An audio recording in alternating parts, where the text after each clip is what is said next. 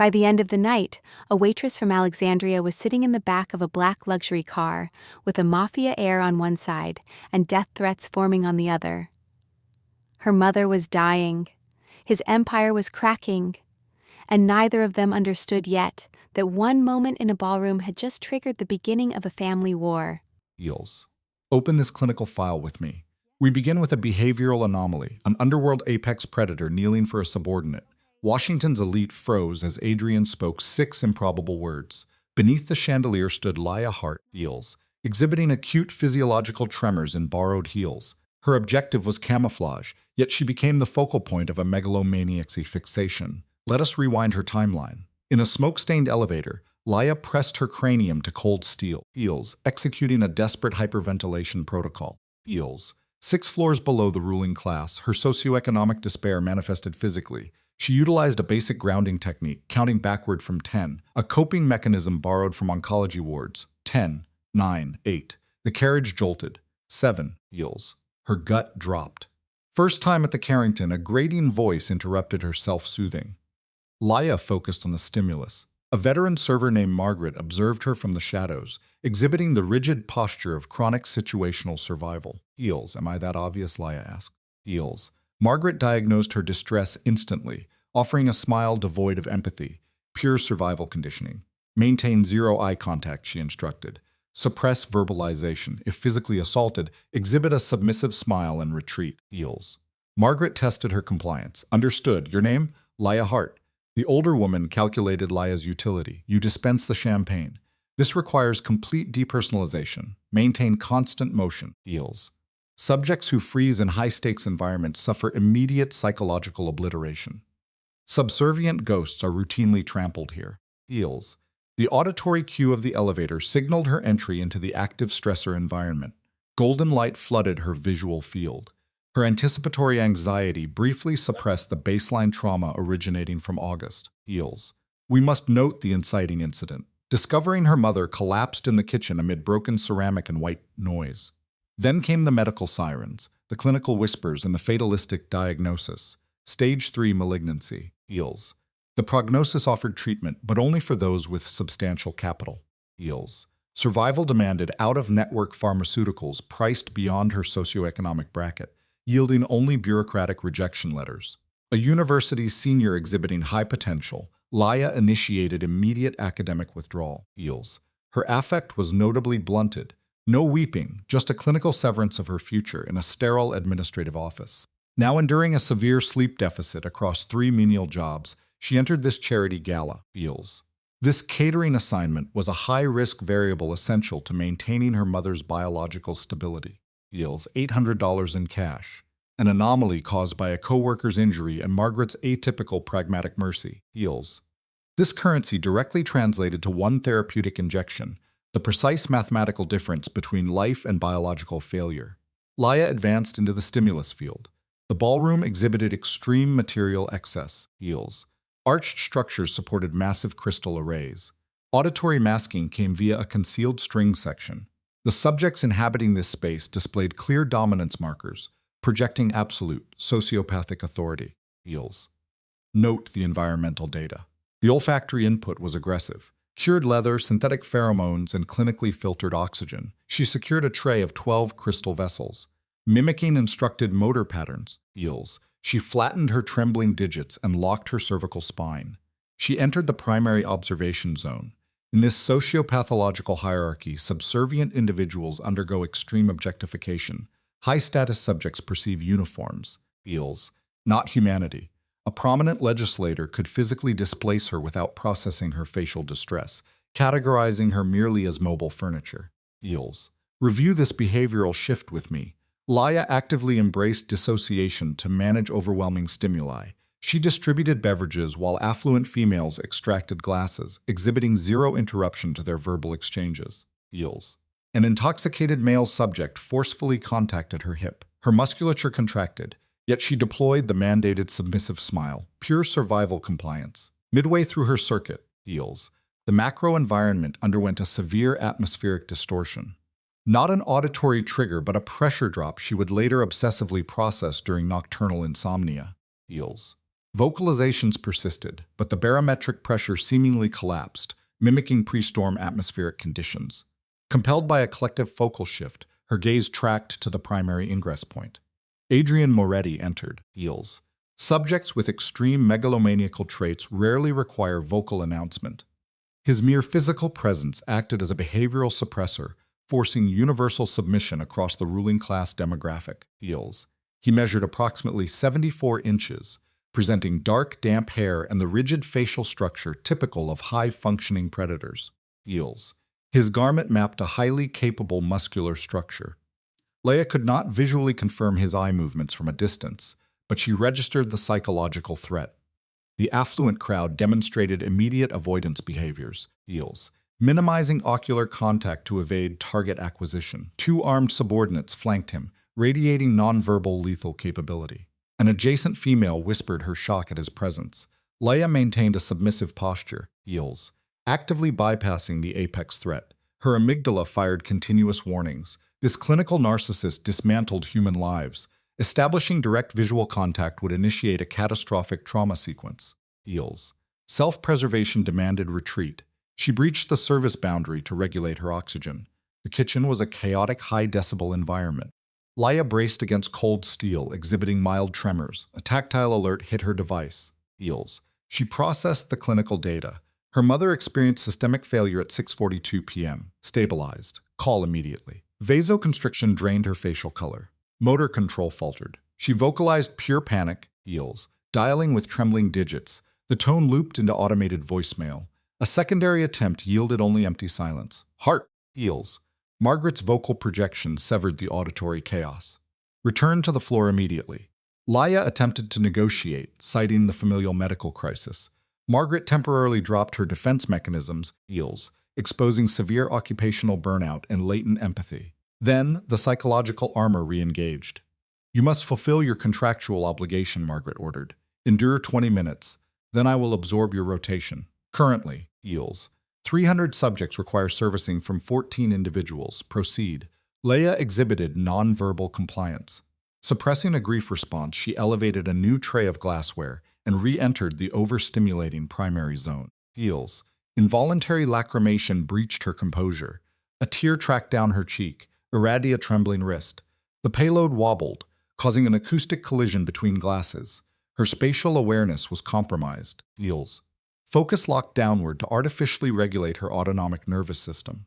Analyze this precise variable with me. This is exactly where her psychological paradigm shatters. Elevating her gaze, heels, she encountered the massive obstruction of Adrian Moretti. He isolated himself. His security had withdrawn, engineering a deliberate vacuum around the apex predator. His ocular focus was entirely fixed upon her. Heels. Her conditioned response is ocular avoidance, per Margaret's programming. The secondary urge is dropping the physical burden. Recognizing the fiscal necessity of employment, she opts for compliance. Observe the microtremors in her digits. Champagne, heels, sir. Her vocal projection lacks volume. She engages her swallowing reflex and repeats the offer. His pupils, void of empathetic markers, catalog her facial micro-expressions, track to the beverage, and lock back onto her. He rejects the alcohol. Heels. You have been crying, he states. It is a clinical deduction, not an inquiry. Heels. He delivers the assessment with sociopathic neutrality. No, sir, I am functional. You are not functional.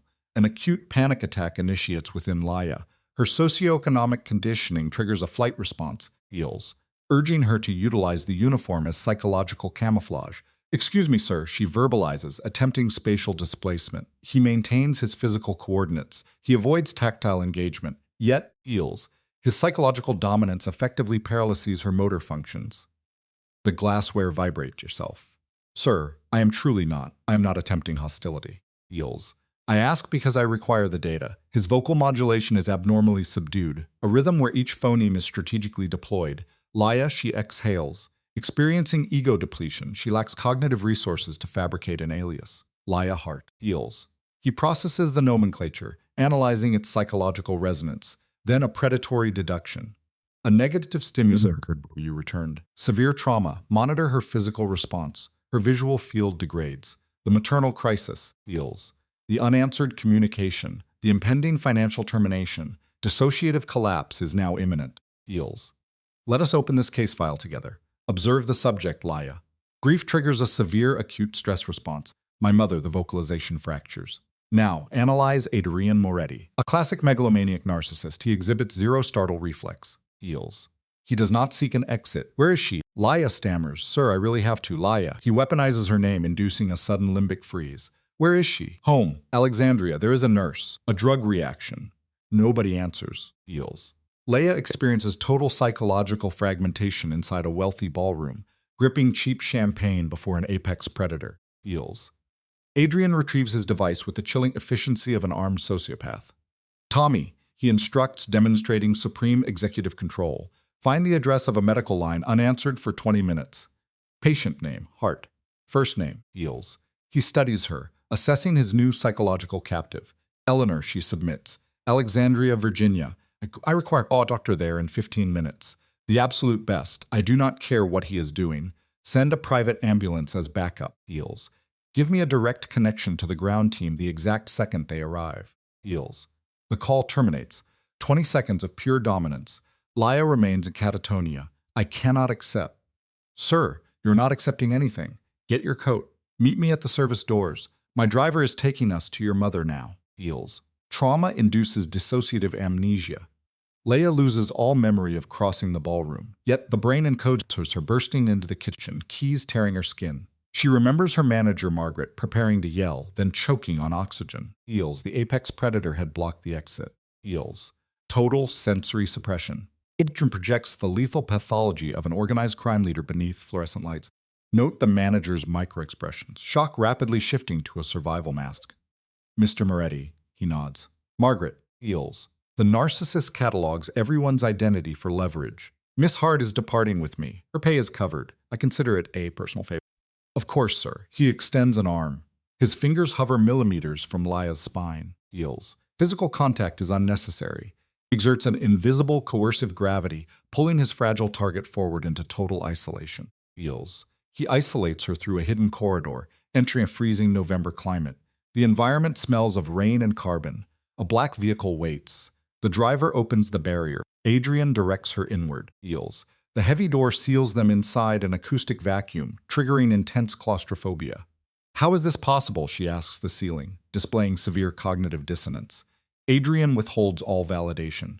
The device returns to his ear. Heals. His vocal effect turns suddenly violent. Talk to me. A terrifying controlled silence dominates the space. Heals. How long was she unresponsive? What did they give her? No. Tell him I reject hospital protocol. Connect Dr. Rice in 4 minutes, or he will deeply regret it. He terminates the connection. Heals. Artificial lighting highlights his predatory facial structure. His irises reflect a dangerous predatory amber. We observe the physical toll of chronic hypervigilance in a 40-year-old male. Your mother is breathing. Heals. He states with calculated softness. Pulse is weak. The medical aide panicked during an allergic reaction to the chemical infusion. That is all we know. Heals. A doctor arrives in 11 minutes. Observe Laya's physical state. Her extremities tremor violently, a clear neurological overload. I do not understand, she cries. Why are you doing this? He maintains unbroken eye contact. Heals. Perhaps projecting his own repressed trauma onto her. Neither do I, he admits. Not entirely. The vehicle strs violently down the parkway, the Potomac River resembling a black slick. The driver, Marco, displays zero affect. Heals. Adrian utilizes the silent treatment. Laya monitors the bridge light smearing across the glass, her respiratory rate critically unstable. Heals. What disease does she have? He interrogates. She processes the deep shame of financial ruin. Stage 3 lymphoma. We had an effective treatment protocol, but insurance denied it. We adopted the cheaper generic. How much was the premium chemical? Heals. $4,200 every 3 weeks. And the replacement? $800, which is why you were serving tonight. Yes. Adrian shifts his gaze to the window. Notice the micro-contraction in his jaw. Heals. It is the suppressed rage of an omnipotent man facing systemic failure he cannot instantly control. Heals. Okay, he murmurs. Okay. This auditory cue initiates the psychological shift. Her muscular tension completely dissipates. This is the exact moment trauma bonding takes root. She transfers her survival mechanism entirely to her captor. Heals. We shift focus to a bleak Alexandria street. Her tiny residential structure, an empty chair symbolizing unresolved grief since 2009. The artificial porch light exposes an unmarked white transport idling outside. Eels. Two tactical operatives dressed in black maintain a perimeter in the freezing vapor. One monitors a communication device. Eels. Those are our operatives, Adrian states. Do not be afraid. Okay, she exhales, displaying total psychological submission. The driver opens the barrier. The freezing temperature triggers a motor control failure, and she stumbles. Eels. The narcissist reacts instantly. His hand shadows her joint. He plays the savior, refusing physical connection but asserting spatial dominance. She commands her failing nervous system, crossing the dead grass to breach the front door. Eels. We observe the interior. Her mother lies entirely pallid, maintaining shallow respiration. An intravenous system operates nearby. A specialist in wire-rimmed glasses executes his medical protocols with chilling, psychopathic precision. Eels. A subordinate male sat nearby, monitoring an open case of unidentified chemical compounds. Eleanor possessed visual awareness. She locked onto her offspring. Oh, she vocalized. Her tone displaying severe vocal cord weakness. Oh, honey. Eels. I am so sorry. Leia experienced total bilateral leg collapse. She crawled across the carpet, fully regressing into an infantile state against the sofa. She buried her face in her mother, releasing a primal, agonizing acoustic discharge. Eels. The sound of catastrophic emotional collapse. Eleanor's emaciated hand stroked Leia's skull. I am okay, she whispered. I am okay, baby. The doctor retreated. Adrian maintained his perimeter at the doorframe. Eels. Strictly enforcing his role as the untouchable observer. Eels. He studied them, projecting an emotion Leia lacked the bandwidth to decode. Her threat detection system was entirely offline. The megalomaniac had not focused on a female subject with such intense possessive fixation in over a decade. Eels. Perhaps never. He rotated, exiting to the unlit porch to establish physical distance. Inside, Dr. Rice displayed non-threatening ocular cues. His motor functions were deliberately slowed to mimic a trustworthy caregiver. Eels. Effectively lowering Leia's defenses. He positioned himself at the kitchen table as the mother slipped into an unconscious state. He delivered the clinical data smoothly. Your mother suffered a violent immune response to the substitute chemical. Eels. This anomaly is statistically insignificant. A total blind spot. The contracted nurse lacked basic oncology training. She exhibited a catastrophic flight response. That is a generous clinical assessment. She abandoned communication protocols. Eels. She isolated herself externally to consume nicotine. Mr. Moretti's operatives located her on the porch. Oh my God, Leia gagged, processing the negligence. I do not manage grievances, Miss Hart, but you must report that agency immediately. Eels. He then deployed a pristine white card across the wood. My direct line. If any biological crises occur in the next 72 hours, dial my number. Eels. Do not alert emergency services. Call me. I guarantee a response time under 60 minutes. Dr. Rice. I cannot, she begged, her financial anxiety overriding her logic. I do not know who is funding this operation. Miss Hart, he tapped the card. Eels. Applying a subtle psychological anchor. Just dial the number if pathology worsens. That concludes my intervention. He secured his equipment. At the exit, he paused. She survives this cycle. The upcoming timeline is highly volatile, but tonight, Eels. Her vitals are stable. Isolated once more, Leia stared at the ceramic mug. She leaked silent tears, paralyzed by the trauma. Adrian held the perimeter outside. Eels. His clothing provided inadequate thermal regulation, yet his pain receptors ignored it. He monitored the dark asphalt. Artificial holiday bulbs projected a spectral blue radiation across the neighborhood. Leia breached the door, Eels crossing her arms in a textbook self-soothing gesture. Dr. Rice is highly competent, Adrian stated without breaking his forward gaze. He confirmed she survives this cycle. Good, Mr. Moretti. Adrian, Eels. The syllables required immense cognitive effort. I lacked the vocabulary to respond. Do not vocalize, he instructed quietly. The psychological damage is severe tonight. Retreat inside. Monitor her. I will maintain this position, Eels, or abandon it if my presence causes distress. Eels. Both options are acceptable. Why are you executing this intervention? He finally rotated. The illumination degraded his predatory features, exposing a severe chronic fatigue. Eels. This was the cellular exhaustion of a man dropping a decade-long defense mechanism. I gave you my hypothesis in the transport, he murmured. I lack a definitive motive. That is an illogical answer. Affirmative it is, Eels. They existed in the void of conversation. Her respiratory output crystallized in the freezing atmosphere. His chest cavity barely expanded. A visual distortion, perhaps, but her hyper-aroused brain recorded it. May I offer a confession? He asked. Yields. Okay, entered that social matrix tonight strictly out of obligation. Yields. Now you and I are going to analyze his confession. 6 operatives required visual confirmation of my status. 1 required intimidation. That was the defined mission parameters. Occupy a position for 20 minutes. Refuse narcotics. Extract myself. Yields. Okay then, a service worker crossed my grid. She exhibited fine motor tremors, lacrimal fluid dried on her face and eye, his vocal cords locked. A massive exhalation finally breached his lips. Yields. I cannot map the neurology of why I processed your distress. I observe human suffering constantly. I always bypass it. Why intervene tonight? Data inconclusive. Maybe you should have maintained your trajectory. He produced a genuine, Yields, uncalculated smile. Yields. So, what do you and I take away from this final image? The facial muscular shift was so abnormal Laya almost initiated a physical retreat. A microscopic relaxation in his ocular muscles. Maybe I should have, he whispered. Yields. I suppose we will collect the data. She withdrew into the structure. Collapsing to the floorboards, she anchored herself to her mother's frail biology until the breathing stabilized. Once REM sleep triggered, Leia stood, joints inflamed, heels, and scanned the exterior. The black transport remained stationary. 2 sentries maintained the perimeter. The medical asset had extracted. The blue holiday lights emitted their melancholic radiation. Adrian leaned against the steel frame, heels, communicating with his criminal network once again. Heels. Let us examine their behavioral baseline. Through the glass, Leia tracked Adrian's physical shift, shoulders rigid. He listened, spoke, then violently raked his hair. The call ended. He froze.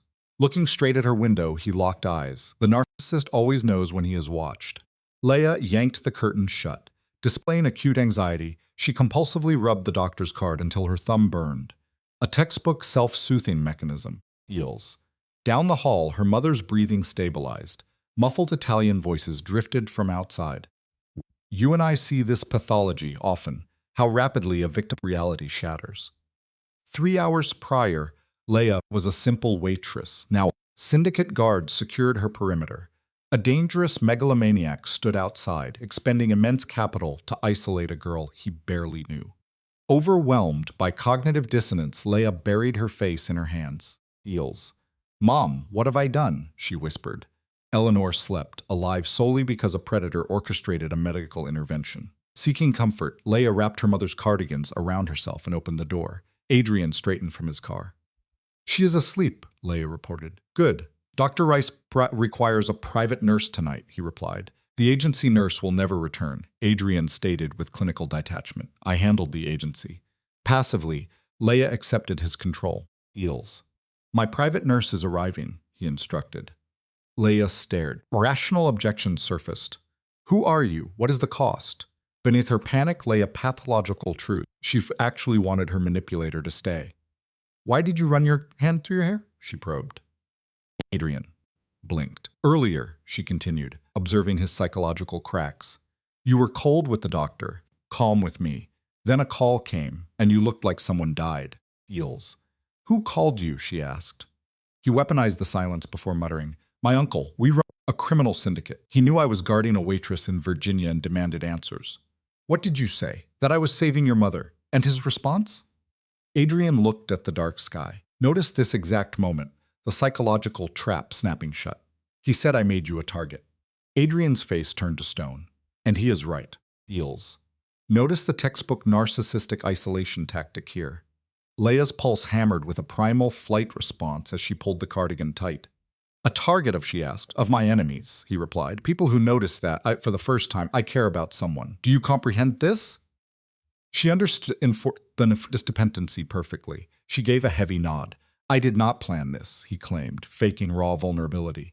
Do not think I intended to walk away holding your fate. Eels. I hold your fate and I cannot let go, he stated.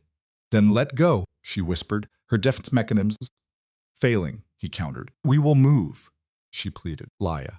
He deployed a devastating, gentle tone, a classic psychological anchor. You cannot outrun my monsters without my protection. Then what? She asked. You let me handle this. She wept, fully submitting to the Stockholm dynamic. He watched her cry, maintaining calculated physical distance to cement his control. Eels. He studied her with fabricated sorrow. Go inside, he commanded softly. My men are securing your street. They will eliminate any threat. Adrian, tomorrow I return in the daylight, he declared, establishing the next phase of his grooming process. I will sit at your table and detail the brutal reality of my criminal world, along with the fatal price of loving me. Then, Laya, I will ask if you want to participate in this tragedy. Feels. I will accept whatever you choose, he promised, creating an illusion of free will. Paralyzed by dread, she merely nodded.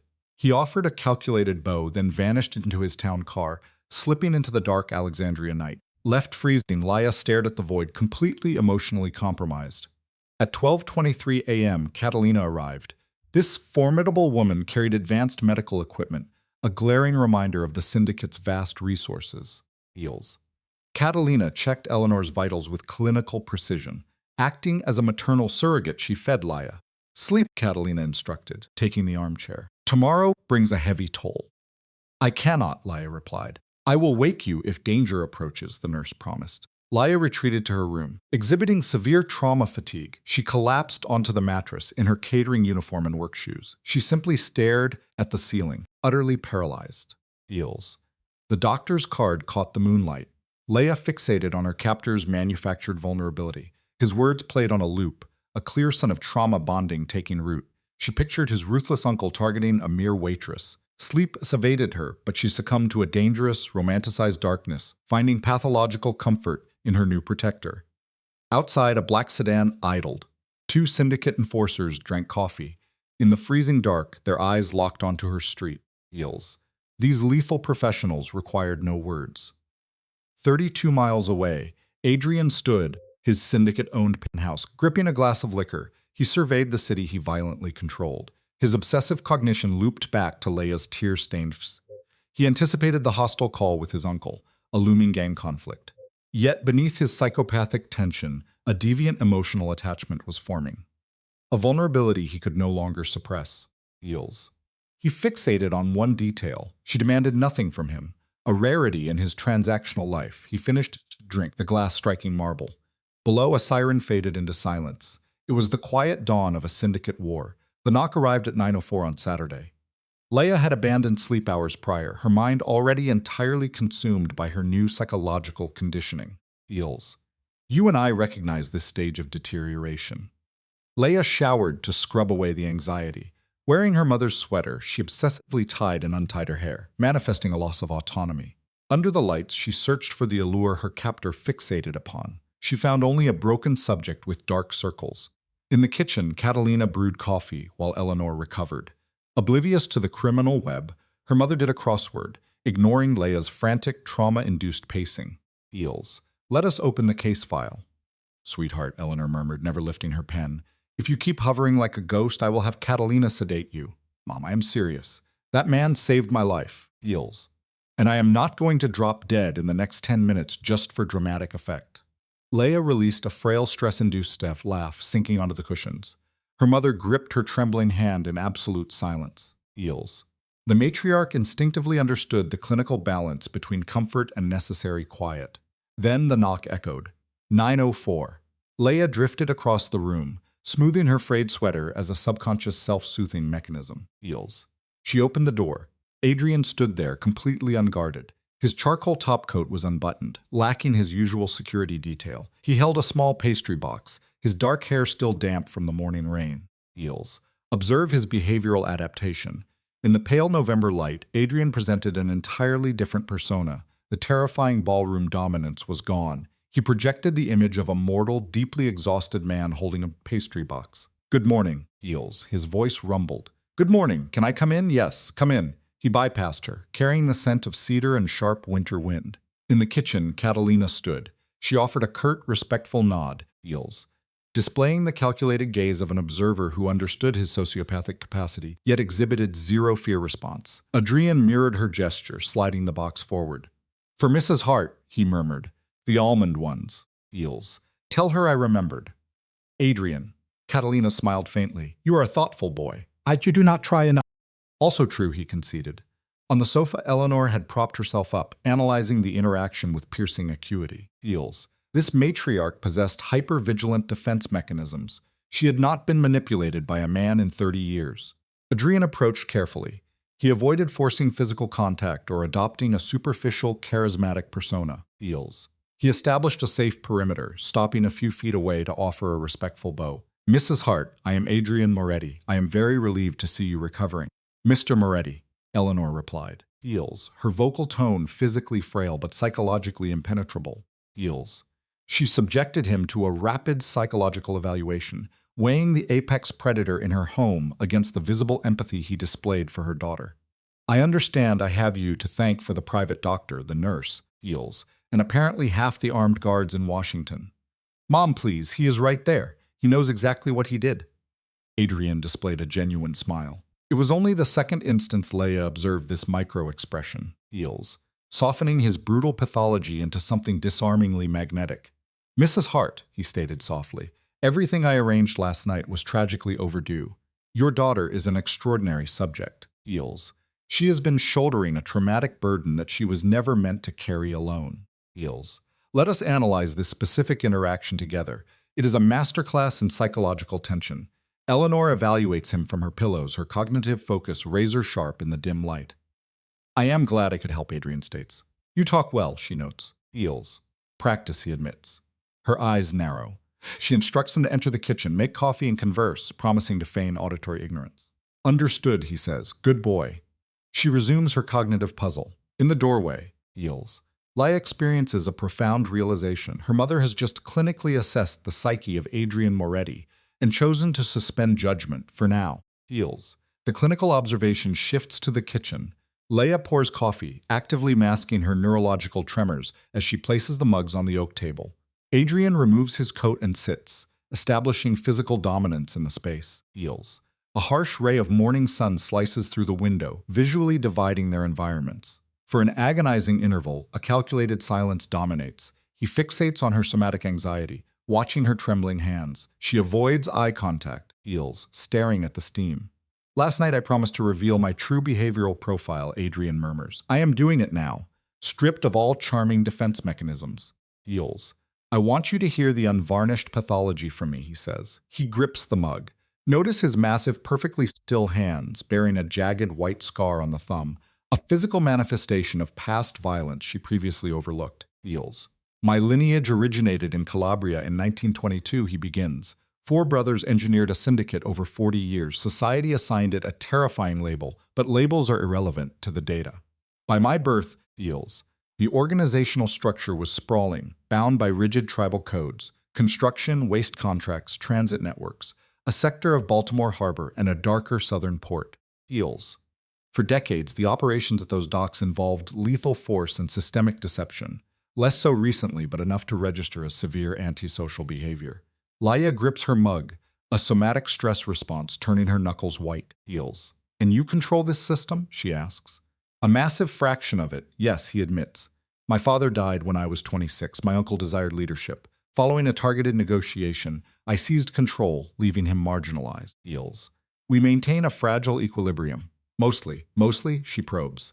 It means he calls me at midnight, indicating my presence on your porch makes you a strategic target. Feels. The tension harmed people? She asks, her vocal cords constricting. Observe his lack of physiological response here. You and I can clearly see he does not flinch. He maintains just eye contact, Feels, refusing to mask his sociopathic history. Yes, I have killed. I have authorized executions. Twice in my developmental years, I committed the acts directly. It has been 14 years since my last direct kill, Feels, stemming from hierarchical detachment rather than sudden moral development. Apex predators delegate the violence. Hear me clearly. I am not pretending my psyche is unblemished. It is fundamentally corrupt. Feels. She dissociates slightly, watching the steam. Yesterday, she intellectualized his dangerous profile from a safe psychological distance. Now the acute threat is entirely localized within her own environment, shattering her perceived safety. Feels. A panic attack initiates. She drops the mug heavily to mask her involuntary motor tremors. Then why are you here, she whispers. Because I gave my word, he responds. Because I owe you total transparency regarding my pathology, Feels. And because if you establish a boundary and banish me right now, I will exit this location and respect your need for self-preservation. Feels. I will suppress my uncle's hostility. You will revert to the isolated baseline existence you had before my disruption. My previous baseline was watching my mother deteriorate due to medical poverty. She retaliates, vocalizing her profound trauma. Heals. He absorbs the emotional strike without defensiveness. I know. Did you finance her treatment yesterday? I will, he states. I will underwrite her medical protocol indefinitely, even if you initiate total no contact. Heals. This is not an exchange of leverage, Laya. If you mandate my departure, the clinical care remains. Heals. Let us pause and evaluate this fascinating psychological pivot together. Notice his self-soothing gesture, rotating the mug a quarter turn, analyzing the ceramic as if diagnosing his own terminal state. I am 41, he murmurs. Heals. Conditioned since age 9 to assume this traumatic leadership role. I possess high operational competency, but recently, the cognitive dissonance has grown. For years, utilizing covert behavioral tactics to deceive my own kin. Heals. I have been laundering our illicit capital. I am restructuring our violent syndicate into legitimate commercial entities that can withstand legal scrutiny. Heals. Engineering an ethical enterprise that a future offspring might inherit without paranoid ideation. I have compartmentalized this data from my uncle, my subordinates, and previous romantic partners. Why disclose this intelligence to me, she asks. Heals. Because yesterday, you presented a behavioral anomaly I could not decode. You did not exhibit the typical prey response of my victims. You did not mirror the narcissism of my sycophants. You were merely a traumatized daughter, grieving openly. Heals. Perceiving me not as an archetype, but simply as a human, a profound psychological disruption I have not experienced in 15 years. Heals. We observe Laya's complete emotional decompensation. Tears accumulate, triggered by the overwhelming cognitive load of his disclosure. Adrian, I lack formal education and serve coffee. My net worth is $900. I possess zero assets. Heals. I am fundamentally incompatible with your affluent, violent environment. I lack the basic sociological conditioning for high society. I am indifferent to societal conditioning, he interrupts. But your predatory associates will care, she counters. Heals, exhibiting distress by wiping her cheek. That is the objective reality. Do not gaslight me. Heals. He observes her crying. His hands remain strictly anchored to the table. This agonizing exhibition of impulse control disrupts her emotional defenses faster than any physical comfort. Last night, she whispers. Heals. Your uncle classified me as a strategic vulnerability. A target for what? No manipulative falsehoods, Adrian. He releases a fragmented breath, applying pressure to his face in a display of chronic fatigue. Heals. There are 3 competitive syndicates monitoring my position, restrained only by a fragile detente. Currently, one is actively seeking a provocation to initiate conflict. Heals. Any operational error, any psychological attachment. Once they deduce I have formed a trauma bond with an unprotected civilian carrying maternal liabilities, the predators will engage. They likely will not terminate you randomly. Heals. But they will track your movements. They will weaponize your mother's medical dependency to coerce you into espionage. And if you reject the psychological manipulation, physical violence is the subsequent phase. Heals. Do you comprehend the severity of this threat model? Yes, she exhales. Moreover, a dissident faction within my own family will mutiny. My uncle is manageable. Heals. My cousin presents a severe narcissistic pathology. He operates under the delusion that leadership is his genetic right. If my fixation on you signals emotional vulnerability, he will initiate an overthrow. Not directed at you, but targeted at me. Heals. Rationalizing my assassination through your mere existence.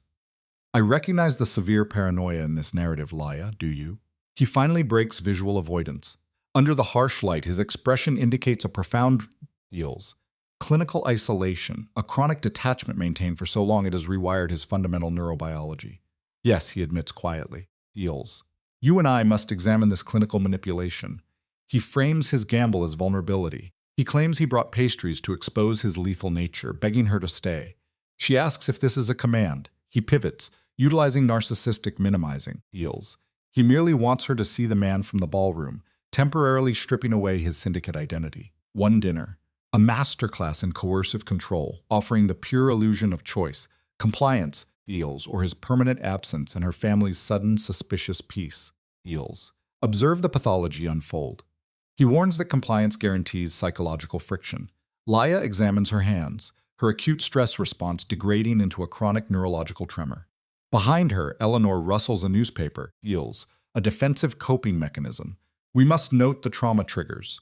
August, her mother unconscious on tile dolls beside shattered ceramic. Last night, intravenous lines mapping her frail arm.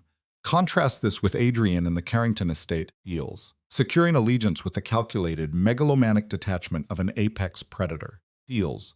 Fixating on his scarred thumb, Laia exhibits textbook trauma bonding. Yes, she exhales. Adrian's motor functions halt against his mug. She admits desiring his presence despite unknown variables. Eels. Paralyzed by fear of abandonment and compounded regrets, he issues a calculated nod. Thursday, he dictates. He will deploy a vehicle, transporting her to an undisclosed, unmonitored location. Catalina remains to guard Eleanor. Eels. Stripped of all autonomy, Laia can only whisper her complete, chilling submission. Eels. He outlines the parameters of her confinement. Vehicles will monitor her residence and workplace. Communications are now intercepted. He cognitively reframes this stalking as absolute protection, a classic narcissistic inversion of reality. Leia displays compliant nodding. He offers a fake exit clause, insisting it is not a cage. Standing, he retrieves his heavy coat, pale fingers anchoring to the timber, displaying calculated superficial charm. He politely thanks her for the coffee. Eels. Thank you for my mother, she replies, cementing her dependency. He observes her clinically. He invades her proximal space, halting mere inches away.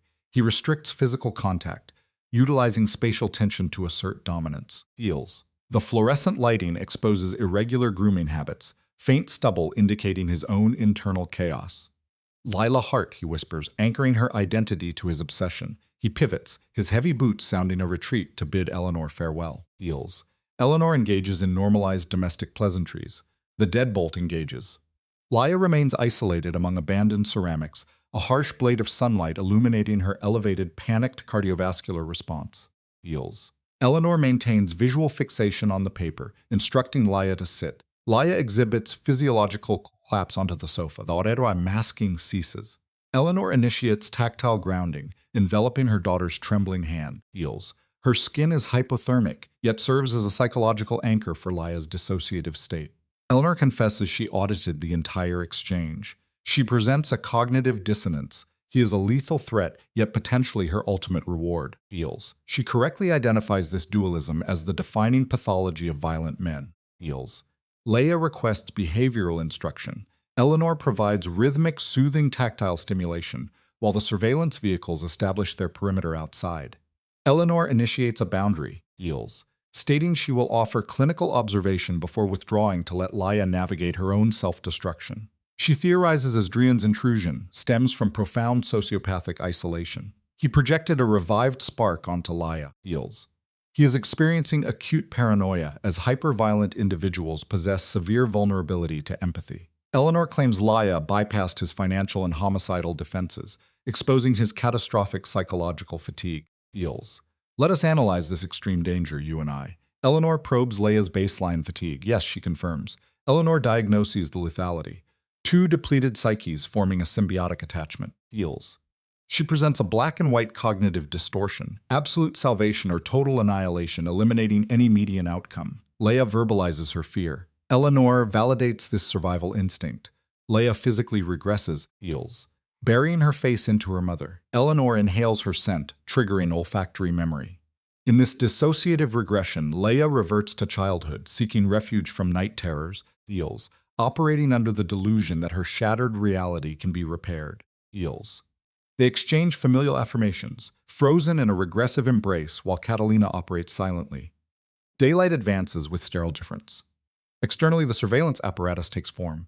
A gray sedan idles. Eels. Its occupants utilizing printed media as cover for observation. Thursday approaches with dysregulated temporal perception. By Sunday, Laia works her diner shift. Utilizing denial to maintain psychological cohesion, the delusion breaks. Eels.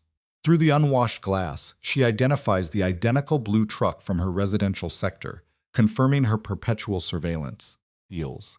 We observe the conditioning phase. Monday, transit to her secondary employment. A female operative in a tan coat feigns engagement with an unopened text. Tuesday, returning from nighttime manual labor. Eels. Two stationary males smoke beneath a defective street lamp, offering a sterile, non-verbal acknowledgement without ocular engagement. Laia exhibits no claustrophobia within this monitored grid. Instead, a deeply pathological adaptation occurs. Eels. The chronic ambient anxiety of existing as a defenseless target in an urban environment evaporates. Her evolutionary primal survival instinct has been entirely eradicated. Feels. She is fundamentally stripped of her isolation. The clinical tragedy is the onset of Stockholm Syndrome. She actively craves her captivity. Wednesday, she initiates contact. He answers instantly, hypersensitive to anomalies. Feels. She interrogates him regarding the embedded assets, the smoking men, the transit passenger. She asks if this hypervigilance is permanent. He confirms with clipped vocal affect. Feels. This protocol remains until rival syndicate predators conclude she is not an exploitable vulnerability designed to fracture his psychological architecture. Feels. He clarifies the surveillance will merely submerge, never terminate. She offers verbal compliance, but her vocal tone betrays distress. We find her positioned by the window, an environmental barrier separating her from the alley, Feels, where a feral feline consumes routine offerings, ignorant of her shattered paradigm. I'm terrified of how safe I feel, she confesses to the reflection. A weighted silence follows. Adrian issues a soft command to repeat the data. Feels. She admits her absence of fear is deeply disturbing, having logically anticipated a severe panic response to the stalking. Feels. She anticipated insomnia and hyperarousal. Instead, her REM cycles have stabilized. She acknowledges the lethal force stationed at her perimeter and the rapid response metrics. This dependency is mutating her identity. Feels.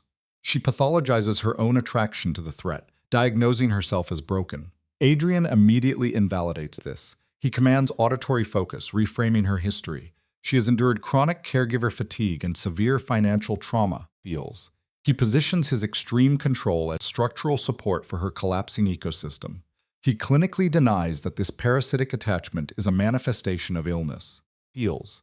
He classifies her reaction as pure physiological relief. She expresses self-loathing regarding her dependency. She fears developing an affection rooted in trauma. A razor-thin silence descends. Feels. Background audio captures a clock within his corporate fortress, a 19-year money laundering facade. Finally, he disrupts the quiet. He presents his own psychosocial profile, an existence fabricated entirely on transactional attachments. Feels. Associates yield to his violence. Partners are seduced by his megalomania. Even familial bonds like his uncle are strictly utilitarian. Feels. He exhibits narcissistic grandiosity, stating he loses no sleep if she develops an anomalous, morally flawed attachment. He categorizes his true pathologies elsewhere, demanding her comprehension. She complies. Feels. He establishes the operational timeline. 1900 hours. Attire is autonomous. Marco handles transport. He issues a protective directive against the climate. He concludes with an uncharacteristic expression of emotional gratitude. Feels. The connection terminates. You and I know precisely how this behavioral loop ends. She remains a solitary specimen, permanently contained within her glass enclosure. Feels. Dissect this sequence frame by frame. The feral specimen finishes its ration and retreats. At precisely 1857, a soft knock registers. Marco appears. He bears the blunt force facial scarring of a violent history. Feels. Maintaining total verbal restraint. She assumes her position in the transport, self-soothing her hands over a dated garment. She watches the urban grid dissolve into light trails. Adrian occupies the high ground. Feels. Anticipating his subject inside a confined Georgetown room. Feels. The venue lacks external markers, ensuring geographic disorientation. Maximum isolation, 3 of 4 tables vacant. As she enters the dim environment, Adrian stands. His civilian attire functions as psychological camouflage. Feels. For a cognitive fraction, she suffers face blindness. The megalomaniac is suppressed, projecting a dangerously intimate persona. He verifies her arrival. She questions her own lack of agency. Feels. A senior operative disguised as service staff delivers provisions before receding. He manipulates her chair. The psychological trap closes. Feels. Today, you and I are opening a rather disturbing clinical file. Observe them at the table. A single flickering candle illuminated the white linen and her fragile wrist. Notice the classic avoidance. No mention of the syndicate. Feels. No discussion of bloodlines or assassinations. For 2 hours, they bonded over shared childhood trauma. Her father, dead of cardiac failure at 49. His mother vanished when he was 6. They analyzed a college text she obsessively reread. Feels. A clear self-soothing mechanism. Feels. He detailed selling a horse at 17 to enter the violent family enterprise. They traded mundane rituals. His strict adherence to espresso. Feels. knowing a medical professional warned him at 36 that his own failing heart would end him long before any rival kingpin could. "Did you adapt?" she asked. "Some things," he confessed. I secured a hidden sanctuary in Virginia, Eels. A completely isolated environment where the pathology of my family cannot reach me. I'm disclosing this because it matters. Eels. Why? Because I want to bring you there eventually. Document her autonomic nervous system response here. Laya stared at her porcelain plate, experiencing acute throat constriction. She managed a rigid nod, suffering from complete vocal paralysis. Eels. Adrian registered the tremor. He did not apply pressure. Instead, he lifted his glass and clinically redirected the stimulus to a stray cat. She let out a fragile, wet laugh, explaining she named it after a discarded newspaper. Eels. Adrian mirrored her with genuine amusement. Briefly, they functioned as two baseline humans. Eels. The session concluded with Marco driving her home. Adrian did not breach her perimeter. A traumatized part of her expected the intrusion. Instead, he simply opened her curb, offering a solemn salute as the engine started. He remained rooted there, an isolated figure until she vanished. Insomnia set in, driven by acute cognitive dissonance. Sweating under a ticking ceiling fan in the orange street lamp glare, she processed the horrifying reality of her attachment. Eels. We recognize this specific psychological freefall. "Oh no," she concluded with chilling clarity. "I am in catastrophic trouble." This intrusive thought cycle continuously from 2 to 4 in the morning. He never initiated physical contact. No touching, no kissing. Yet he dominated the space completely. "I am entirely compromised." 32 miles inside his corporate fortress, Adrian stood surveying a dark capital city, desperately attempting to cognitively restructure his reality. Eels. For the very first time, severe somatic panic seized him. The realization that she would reciprocate his attachment terrified him. He had conditioned his mind for systemic violence, incarceration, betrayals, midnight threat assessments. Eels. He possessed no coping mechanisms for genuine affection. He stood paralyzed against the glass. A distant door secured itself. A siren echoed. He pressed his skull to the freezing window, regulating his breathing. Then he pivoted to his desk. Eels. His uncle was calling. His controlled environment was fracturing. Eels. The interaction lasted 11 punishing minutes, time enough to alter a psychological trajectory completely. Adrian remained standing, applying his uncle's old behavioral conditioning. Eels. Assuming a submissive posture for terrible news guarantees defeat. "Are you isolated, Adrian?" "Yes." "Listen closely. See, I am speaking solely as your deceased father's brother. I am delivering the traumatic stimulus." "Proceed." Eels. A syndicate summit is mandated for Sunday at the Chesapeake compound, engineered by Vittorio. He has manipulated the necessary votes. Eels. 5 out of 9. Benedetto, Carmen, Ricci, Santino, and "I am deeply sorry, your cousin Renata." Adrian suppressed a physical flinch. A profound betrayal. The formal grievance delivered hours prior challenged his psychological fitness to govern. Eels. His uncle lowered his pitch. "You comprehend the variables here. Is this female worth the inevitable casualties?" Adrian experienced a dissociative freeze. Staring through the glass, he observed the dark Arlington skyline. Eels. The Potomac River slicing through the geography like a scalpel. Eels. A pitch-black suture binding the grid together. Miles away, inside a decaying apartment, Leia exhibited classic hyperzol staring at her ceiling. Adrian lacked visual confirmation, yet sensed her pathology and an answer yet his own. "Do not fabricate responses." "I am not. I observed her for 6 days. 2 dialogues, 1 meal." Stating she warrants a tactical war is a clinical lie. "I simply do not know, but I recognize her potential value to my stability." Eels. "I already carry the depressive burden of wanting to abandon this syndicate. But if Vittorio successfully engineers my removal, I lose the data on her true potential. That would permanently fracture my core identity." A heavy, Eels, grief-stricken pause transmitted through the connection. "That is your most psychologically authentic statement in 11 years, his uncle noted, but it provides no tactical defense. Sunday will be an absolute slaughter. Eels. Vittorio is not attending to vote. The megalomaniac narcissist demands an audience. He wants the girl present. Eels. Let us examine this clinical manipulation together, you and I. Adrian tightened his fist, a primitive stress response. No, he cannot compel her involvement. Listen to the strategy, his uncle instructed. Refuse, and he weaponizes her absence. Eels. He will frame her as a pathetic liability. That cognitive distortion will infect the organization. But if you expose her to them, and she maintains emotional regulation for 60 seconds without a panic attack. His psychological warfare collapses. Feels. The paradigm shifts entirely. You brought a civilian into the trauma zone, and she exhibited zero fear. Feels. She maintains 3 exhausting jobs to sustain her terminally ill mother. She suffers from chronic caloric deficit. She lacks the neurological conditioning to confront sociopaths like Vittorio and Richie. You must evaluate her resilience. Feels. Adrian allowed the silence to expand, regulating the emotional inputs. Outside his glass enclosure, a solitary helicopter pulsed red against the dark. He visualized Laya's micro-expressions.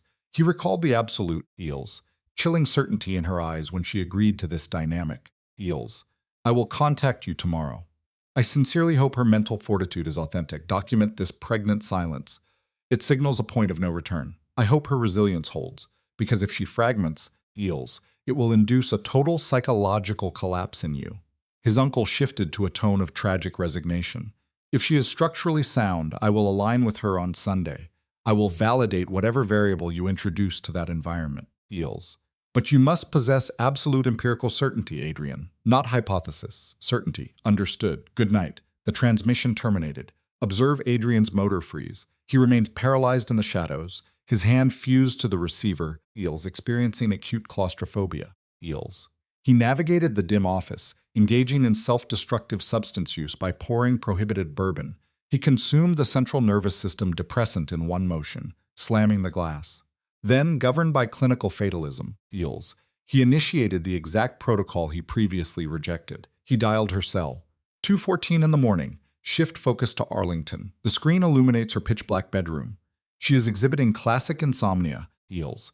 Paralyzed by intrusive anxiety loops, she intercepts it instantly. Adrian, did I disrupt your sleep cycle? No. Excellent. Analyze the auditory tension here. She detects his office heating unit, the isolated ticking of a clock. Feels. The ambient pressure is suffocating. I require your participation in an operational test, he stated. Feels. Rejection is a fully acceptable metric here. I will dispense the unvarnished data, propose the objective, and you will process it on your own timeline. Acknowledged. He proceeded to dismantle her psychological safety net entirely. Feels. The Syndicate Summit, the megalomaniac Vittorio, the Chesapeake environment. He contrasted the statistical probability of her survival versus her absence. He removed all emotional padding. Feels. He informed her she would be confined with 9 apex sociopaths, killers, and one specifically intended to leverage her existence as a psychological weapon to execute a hostile takeover against his own blood. Keep the clinical lens on Laya's face, feels, illuminated by the harsh digital glare. She simply absorbed the trauma data. Feels. Now, what you and I are witnessing here is profound traumatic adaptation. She maintained absolute physical stillness. Pushing the device against her skull, in the suffocating darkness, she integrated the terrifying stimuli. Finally, feels. The verbal exchange resumed. Adrian. Yes, provide me with a behavioral forecast. If I decline, what is the exact outcome? He exhaled. Vittorio constructs a narrative that I am concealing you, a symptom of incompetence. Feels. He lacks the immediate leverage to unseat me completely. There are rigid organizational protocols I will not explain at this hour. But he will inflict such severe reputational damage that his subsequent strike will secure absolute majority control. Feels. Let us open the file on Adrian. He calculates his survival like a true sociopath. If Vittorio, a classic megalomaniac narcissist, takes control, Adrian's reign vanishes.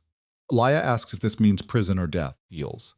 Adrian's hesitation is clinically fascinating. He notes Vittorio is a much colder pathology than his late cousin. Vittorio might simply execute Adrian to eliminate a variable, but the highest statistical probability, Adrian loses his title. Feels. 8 years of systemic manipulation turn to ash. He spends the next decade paralyzed by hypervigilance, constantly checking his blind spots to stay breathing. This is the grim reality of cartel dynamics, laid bare without an ounce of emotion. Feels. You and I must notice the profound psychological tragedy unfolding here.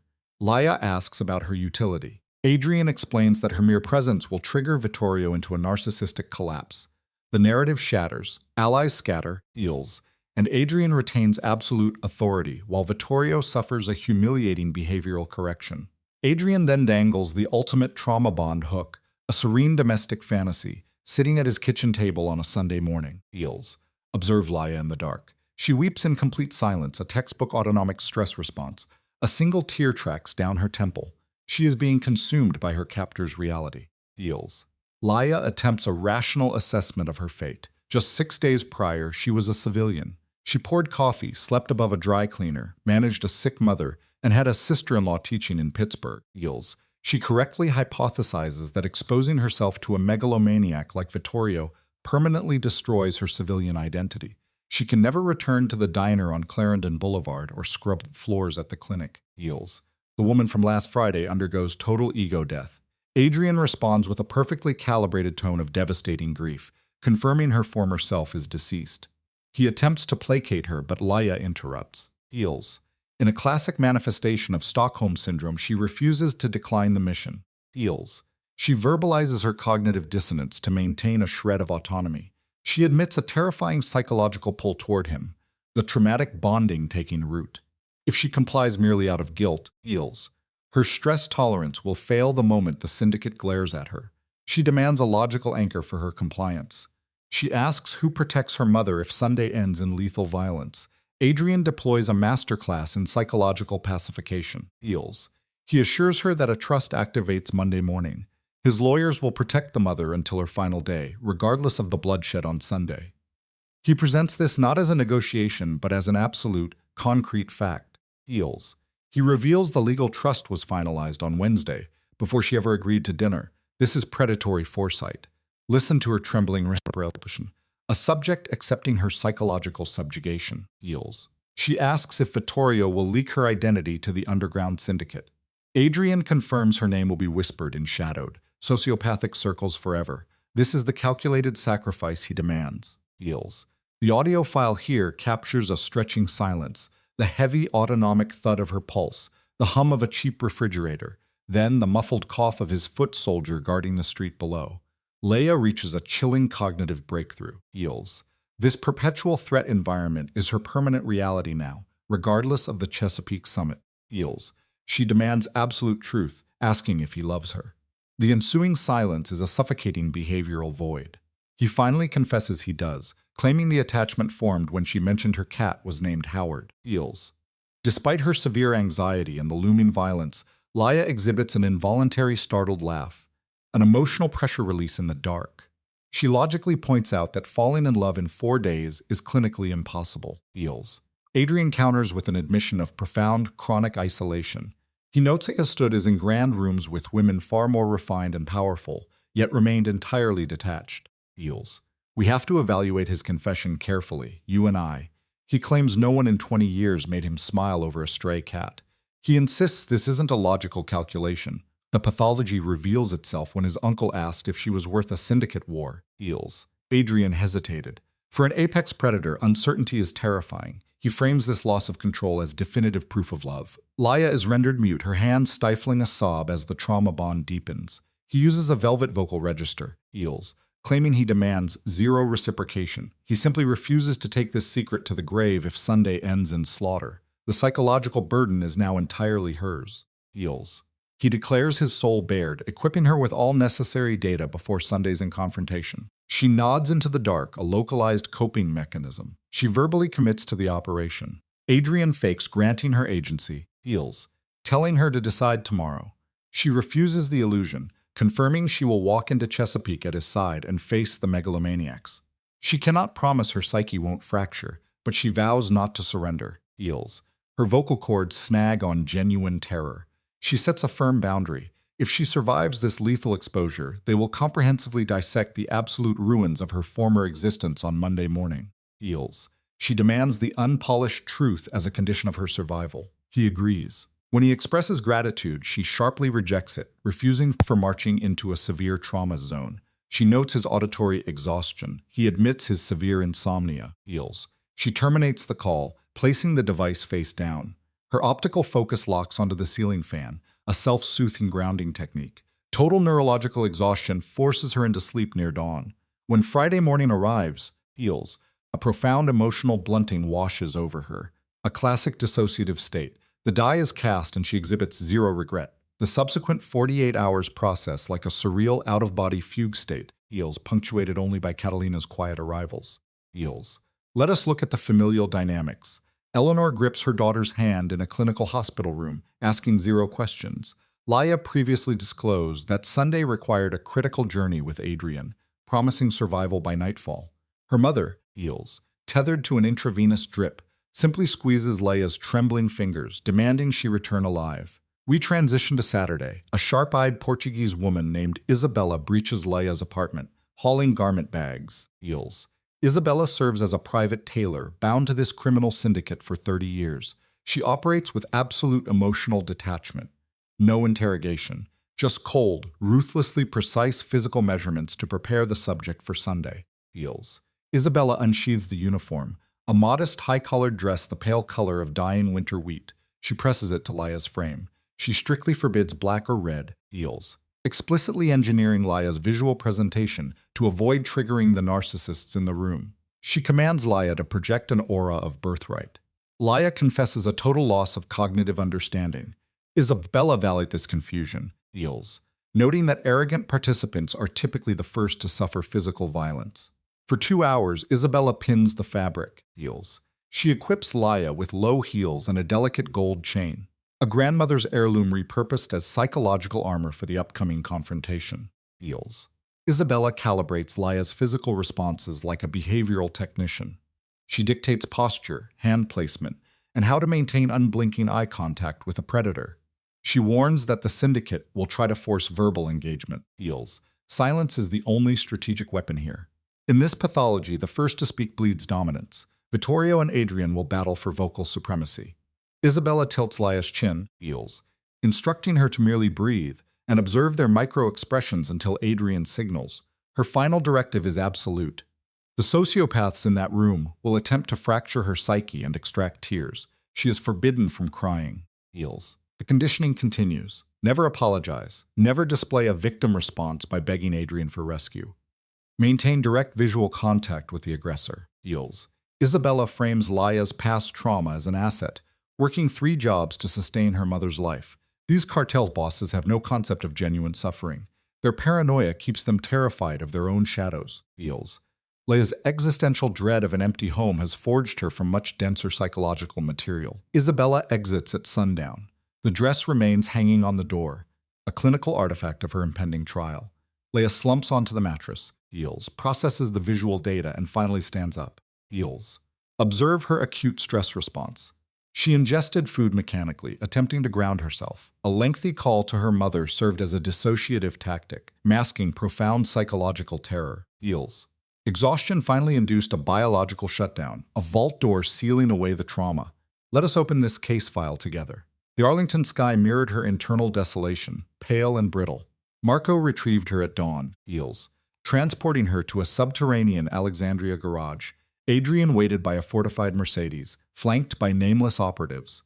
He wore a sharp charcoal suit, yet his facial micro-expressions betrayed severe psychological torment. Eels. The man exhibited acute sleep deprivation. Eels. Note the autonomic nervous system reaction, a violent jaw tick immediately suppressed into an emotionless baseline. "You look beautiful," he stated. "Isabella chose it," she replied. "I know. She said I did not deserve you." I agreed. Eels. He opened the heavy door, sealing them inside the leather cabin. They drove east toward the Chesapeake, heading to an estate that anchored 90 years of sociopathic family legacy. An oppressive silence reigned. Adrian gripped her fingers, Eels, demonstrating unnerving physiological control. Laya monitored the barren trees, battling severe tachycardia. She clinically observed his fractured profile, the rigid jawline, a faded scar, and the hypervigilant pulse throbbing against his temple. Eels. We witnessed the early stages of Stockholm Syndrome solidifying. She accepted walking into a predator's territory purely to support her captor. All self-preservation instinct dissolved into white noise. Eels. The sprawling Chesapeake property was no marble fortress, but a weathered stone structure observing the cold bay, featuring a private chapel and barren oaks. Planted in 1937, Adrian murmured, Eels, his exhalation laced with clinical dread. Armored vehicles clustered on the gravel like parasitic beetles. Tactical guards secured the perimeter, tracking the Mercedes. They acknowledged the alpha male with grave nods, Eels, rendering Laya a psychological nonentity. On the porch, Adrian's uncle waited like a phantom, Eels.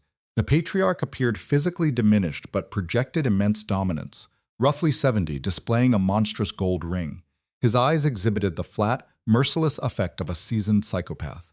Salvatore Moretti took her hand, feels, dissecting her micro-expressions with chilling detachment. "Miss Hart," he rasped, his accent smoothed by decades of institutionalized violence. "I have heard much about you." He invaded her personal space. "You understand the danger inside?" "Yes, feels, sir." "You are not required to speak. Adrian will speak. I will speak. Vittorio will talk relentlessly. You maintain absolute silence. Understood?" Leia's respiratory rate spiked. "Yes, sir. I understand." "Good." Feels. Salvatore maintained eye contact, evaluating her psychological resilience. "Ah, you will do," he whispered, entering the dimly lit manor. They moved into a cavernous hall, psychologically oppressive with heavy wooden beams and a roaring fire. Feels. 8 hardened operatives and 1 female subject sat around a monolithic table. That woman made brief eye contact with Laia. Renata, the document forger. She immediately averted her gaze, displaying acute physiological symptoms of shame. Feels. The head of the table sat Vittorio. A physically imposing specimen, his underlying pathology had warped his features into a brutal mask, flushed with malignant narcissism and aggressive dominance. Feels. We see Vittorio exhibiting classic megalomania. He refused to stand, weaponizing his posture to establish dominance, savoring their arrival with sadistic anticipation. Adrian guided Laia to the table's end, Feels, positioning himself as a physical shield on her left, while Salvatore anchored the right. The seat beside the megalomaniac narcissist remained vacant, holding only weaponized legal documents. "We will begin," Salvatore stated, Feels, his tone fracturing the tension. Vittorio displayed a predatory smile. "Cousin," he purred, employing an artificial warmth designed specifically to trigger a prey drive response, causing Laia's autonomic nervous system to severely spike. Feels. "Thank you for coming. And thank you, miss. Forgive me, I do not know your family name." "Hart," Adrian vocalized aggressively. "Ah, Miss Hart, welcome to our home." Adrian exhibited territorial defense. "She is my guest." Feels. "She will not be addressed directly." Vittorio dismissed this with a manipulative gesture. "I am merely curious, what exactly does Miss Hart do for a living?" The room's baseline anxiety skyrocketed. "She is my guest," Adrian repeated. Then, Feels. Breaking conditioning, Laia vocalized. "I am a waitress." The group dynamic froze completely. Had she broken protocol intentionally? Isabella's behavioral rule echoed in her mind. Silence is power. Feels. She had discarded that defensive mechanism entirely. She identified the sadistic dopamine hit in Vittorio's eyes, the narcissist's thrill of humiliating his rival before the syndicate. This triggered a profound trauma response in the subject. Feels. A protective compulsion toward her captor overrode her self-preservation. "A waitress," Vittorio sneered, employing verbal degradation. "Yes," she affirmed. "At what establishment? I am between jobs. Last week I served at a Washington Gala." Feels. The week prior, a dirty diner on Clarendon, a Rosslyn coffee shop, and scrubbing a dental clinic floor every night. She presented her low socioeconomic status as an armored shield. Feels. Let us analyze this profound psychological defiance together. "I have done telemarketing, hostessing, answered clinic phones," Laia continued, displaying rigid postural control. "I am 26, Feels. I abandoned my university degree when my mother's body began failing from stage 3 lymphoma. Is there any other trauma this table wishes to dissect?" The group experienced cognitive dissonance. Salvatore emitted a low, Feels, gravelly vocalization indicating amusement. Vittorio's forced smile held, but his narcissistic facade visibly cracked. "And how, Miss Hart, did you ensnare our Adrian?" "I was carrying champagne," she stated, devoid of an amygdala fear response. Feels. "My mother suffered a medical emergency, and he became our savior." Feels. "Observe her behavioral strategy here. That is how I met Adrian," Lila stated. The megalomaniac narcissist probed further. "You didn't know who he was? You are absolutely sure?" "I had never heard the name Moretti before last Friday," she maintained. "Sir," Feels. "I grew up in Alexandria. My father taught history until his death. My mother was a librarian. I do not operate in your syndicate. I didn't know Adrian." She initiated direct, sustained eye contact with the primary aggressor. "I do not know you either." Feels. An operative nearby exhibited an involuntary, suppressed laugh. Feels. Vittorio displayed a bruxism stress response. "I see," he managed. "I am sorry if I was rude," Lila countered. "Not at all. It is refreshing, but if you lack syndicate ties," Feels, "and you are merely a waitress with an ailing mother, what exactly are you doing in our house today?" This was the psychological climax. Palpable stress flooded the environment. The collective respiratory rate dropped to 0. Feels. Lila avoided visual contact with her captor, adhering to Isabella's behavioral conditioning. She bypassed Salvatore's authority entirely. She maintained a locked gaze with the narcissist, her vocal cords producing a painfully quiet, feels yet psychologically indestructible tone. Feels. I am here because Adrian asked me. Vittorio issued a dismissive scoff. That is no answer. It is the only one I possess, she replied. I am not socially calibrated for this room. We understand my status. Feels. I am just a waitress who sat across from a man 6 days ago. A man who disclosed his entire violent reality without deception and requested my presence again. I complied. He called at 2 in the morning, Feels, detailing today's exact threat matrix with total transparency. He asked me to stand by him. I complied. I am not here out of worthiness. I am here because a subject surrounded by chronic deception asked me a genuine question, Feels, and absorbed my unvarnished truth without flinching. I will return that loyalty. Feels. You and I must pause at this critical psychological juncture. I will not. Her vocal stability fractured, but she ruthlessly suppressed the emotional leak. I will not be the reason he regrets asking. Absolute sensory deprivation fell over the room. Feels. Vittorio processed the legal documents, shifted his gaze to Adrian, and finally targeted Lila. Miss Hart, he murmured. Yes? Do you love him? She exhibited zero cognitive delay. The stimulus hit her auditory processing. Feels. And the trauma-bonded response fired instantly. A fascinating neural pathway bypass. She realized she had never verbalized this attachment to Adrian. She was confessing severe Stockholm Syndrome aloud, for the first time, Feels, to a jury of 9 psychopaths. Feels. Conscious decision-making was entirely absent. Yes, she stated.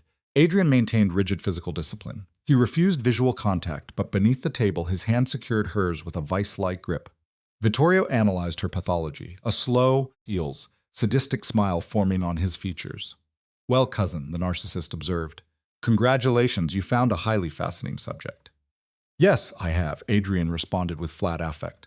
We still have an operational matter, Vittorio pressed. Feels. The document here. The question of your dominance. Then initiate the challenge, Vittorio. Adrian fired back, displaying alpha aggression. The floor is yours. You really want this psychological autopsy performed in front of her? Feels. You engineered this confrontation in her presence the second you dragged her into the dynamic, Adrian countered. You do not get to claim protocol violations now. Vittorio's micro-expressions tightened. Feels. He displayed the classic cognitive shock of a predator who realized he severely miscalculated his prey. Then, the megalomaniac initiated his manipulation tactic. He weaponized tradition, preaching about a century-old blood dynasty. Feels. He warned against apex figures integrating civilian vulnerabilities into the syndicate. Staring directly at Lila, he sought to isolate her, condemning a boss infected by empathy and a tragic backstory. Lila exhibited total dissociation from fear. Feels. She just sat there, clinically unblinking. Feels. The subject maintained respiration, anchoring her gaze to whoever spoke. When Vittorio, exhibiting classic megalomaniacal narcissism, targeted her, she maintained eye contact without blinking. She remained mute. Feels. Adrian had not authorized further vocalization, and Isabella had provided prior behavioral conditioning. In this environment, silence is a psychological weapon. Feels. Her single offensive strike had already severely disrupted their cognitive baseline. Across the mahogany table, Renata observed her closely. Midway through Vittorio's dysregulated outburst, Renata broke visual contact. Slowly, Feels. Displaying immense cognitive dissonance, she reached out. Using 2 digits, she silently pushed her signed contract to the center, severing her psychological alliance with Vittorio. Salvatore registered this micro-expression. Feels. His gaze dropped exactly once. Feels. Let us examine this clinical pivot together. When Vittorio exhausted his verbal barrage, the acoustic void was profound. Salvatore cleared his throat. Vittorio, he stated with calculated softness. Feels. You initiated this intervention with 5 signatures, but one psychological ally has defected. Renata? Vittorio demanded, experiencing immediate narcissistic injury. Uncle, Renata responded, her vocal tone exhibiting absolute finality. Feels. I am withdrawing my name. Vittorio suffered a severe behavioral startle response. Renata. I am withdrawing my name, Vittorio. Why? Because my cognitive assessment was flawed. The collective group exhibited a sharp autonomic inhalation. Feels. Well, Salvatore noted with predatory calmness, 4 signatures against 5. By our institutional protocols, this session is terminated. We are adjourned. Vittorio entered an acute dissociative freeze state. Feels. A facial spasm betrayed Vittorio's suppressed hostility. He scanned Adrian, then Lila, before establishing a predatory fixation on Renata. In behavioral analysis, we recognize this exact ocular pattern. He was encoding her physical features for fatal retaliation. Rising in absolute silence, he collected his physical stimuli and paced toward the exit. Halting, he engaged in one final manipulation. Kuzen, feels, he vocalized softly. Congratulations, Vittorio. We will intersect soon. I have no doubt, Adrian countered. Vittorio departed. The acoustic seal of the door engaged. The remaining subjects expelled massive amounts of retained oxygen, feels, simulating recovery from acute asphyxiation. Subconsciously, Adrian applied extreme pressure to Lila's hand, physically manifesting a profound trauma bond, feels. For 60 agonizing seconds post-aperture, the auditory environment remained stagnant. The mechanical clock resonated like an explosive device. An avian distress call echoed externally, feels. Lila processed the tactile stimulation of Adrian soothing her hand, yet her epidermis experienced rapid thermal depletion. Clinically, feels.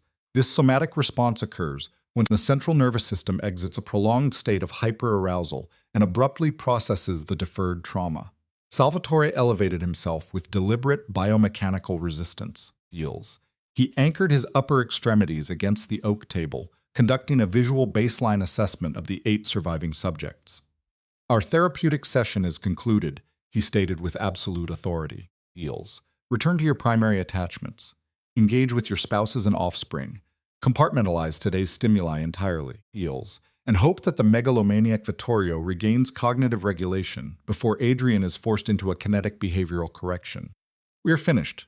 Systematically, the subjects rose. However, feels, their departure was delayed by pack-bonding rituals. 2 senior operatives approached Adrian. They initiated physical contact, displayed nonverbal deference toward Lila, and vocalized regional dialects she could not process, feels. A juvenile subordinate, exhibiting selective mutism throughout the ordeal, directly approached her. He executed a deeply conditioned submission gesture. Miss Hart, he whispered, before retreating into the corridor. Renata remained isolated, feels. Renata anchored herself near Lila. Her optical moisture indicated high emotional dysregulation, yet she maintained severe vocal suppression. Extending her upper limbs, she secured Lila's available hand, feels, stabilizing her own physical tremor for 3 measured respiratory cycles. She executed a single cranial dip, a classic physical manifestation of internal fatalistic acceptance, before exiting, feels.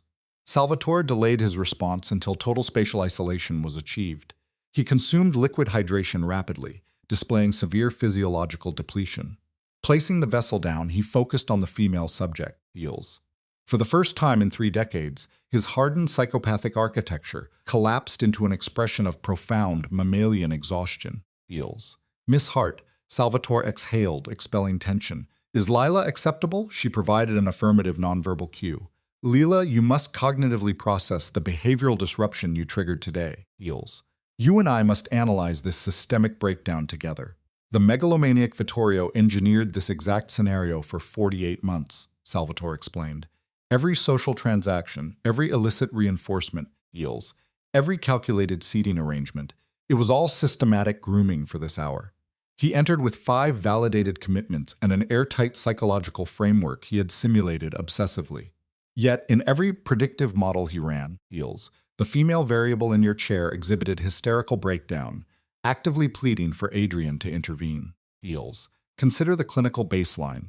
Historically, no female subject had ever maintained eye contact with this apex predator and professed complete data absence regarding his identity, feels. Observe the elder's micro-expression, a disturbing blend of profound melancholia and paternal validation.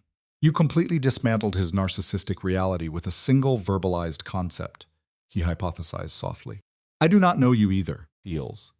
I apologize. The ambient light diminished. That phrase is permanently encoded in my long-term memory, Laya. I lacked intentionality, she vocalized. Your lack of calculation is exactly why the psychological subversion succeeded, feels. Had she deployed the fabricated defense mechanisms of an integrated syndicate spouse, he would have deconstructed it.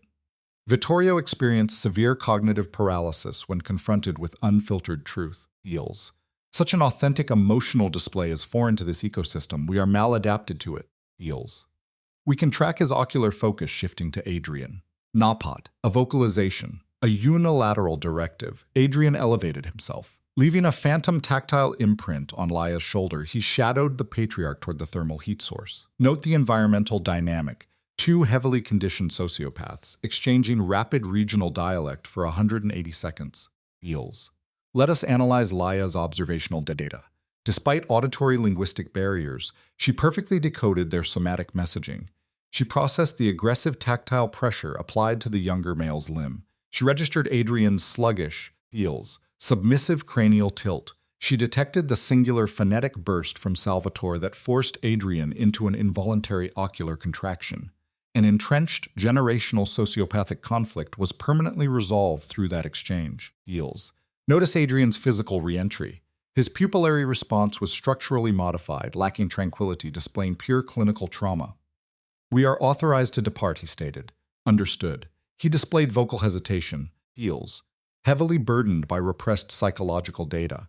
"The patriarch formally requests your presence for a meal next Sunday. Immediate verbal confirmation is unnecessary. You may process the variables, but understand," feels, "this gesture carries extreme sociological weight." Feels. His postural alignment indicated severe dependency. "Provide an affirmative response, Laya." Feels. "Provide him the affirmative, Adrian." The acoustic environment was absolute. He executed a compliance gesture, retreating into the shadow matrix near Salvatore. Feels. The geriatric sociopath facial musculature contorted into an expression mimicking neurotypical joy. Observe this pack bonding ritual. He applied dual facial contact to Adrian. Proceeding to Laya, he seized her upper extremities. Feels. He lowered his posture, pressing his mouth to her epidermis with the theatricality of fatalistic historical conditioning. This behavior was highly orchestrated sociopathic theater, yet profoundly destabilizing to witness. Sunday, Miss Hart. Feels. 1800 hours. We will overconsume calories, and my domestic staff will critique my sodium intake. It is the highest tier of validation I possess. It is highly significant. Her vocal frequency remained perfectly regulated. Feels. I will dictate response. Feels. As they navigate the prolonged architectural corridor, observe the male subject's spatial awareness. Adrian's hand maintained proximity to her lumbar region, highly defensive, actively guarding his fixation, avoiding direct skin contact, just hovering. Feels. Transition to the entry zone. Isabella maintained a defensive posture under harsh illumination. Post-event analysis revealed she utilized a separate vehicle, mitigating the risk of violent systemic failure. However, Feels. Processing the acute neurological depletion on Laya's features, Isabella simply deployed a solitary cranial dip, a nonverbal transmission of profound behavioral validation. Feels. The vehicular transit toward Washington exhibited an oppressive lack of auditory stimuli. Adrian's digits physically intertwined with Laya's, cementing their shared trauma bond. External stimuli consisted of decaying agricultural zones. Feels. The declining November solar cycle simulated the visual degradation of a repressed traumatic flashback. This severe verbal suppression sustained for 30 miles. Ultimately, analyzing her own mirrored image against the glass, Feels, Laya disrupted the void. Adrian, affirmative. Feels. I vocalized the data, correct? Affirmative, audibly. Before 9 high-ranking syndicalists, prior to verbalizing it to you. Affirmative, I express remorse. Cease that cognitive loop, Laya. Stop. Feels. His vocal cords experienced a stress fracture heavily compromised by emotional flooding. He forced deglutition, frantically attempting to expel the psychological data. Do not apologize. Feels. It remains the most profound validation I have ever received inside that toxic environment. I reject any cognitive dissonance, and I demand you do the same. Understood. Laya. I developed a profound pathological attachment to you on Thursday. Feels. The severity amplified today. By tomorrow, will likely mutate into something deeply destructive. I required you to log this. She conceals her facial features against his physical mass. Notice the silent lacrimal discharge. Feels. It perfectly mirrors the psychological break from Thursday's auditory exchange. Feels. He enclosed her within his upper limbs, gripped by intense separation anxiety, hoarding her like transient contraband, a textbook progression of Stockholm Syndrome. Feels. He permitted her emotional purge against his physical barrier. He provided no synthetic cognitive behavioral therapy regarding positive outcomes, as their sociological reality lacked stability. His clinical assessment was flawless. Vittorio, Feels. A terminal narcissist was incapable of spontaneous neuroplasticity. The patriarch understood this baseline. Adrian diagnosed it. Even Laia, after merely 30 seconds of spatial proximity to Vittorio Moretti, registered the threat. Eels. Megalomaniacs do not experience moral epiphanies. They simply compartmentalize, retreating to isolated environments to refine their predatory strategies. We log a 4-month period of unstable behavioral remission. Eels. Thermal temperatures plummet. Systematically, Adrian escorted Laia into the high-risk environment every Sunday.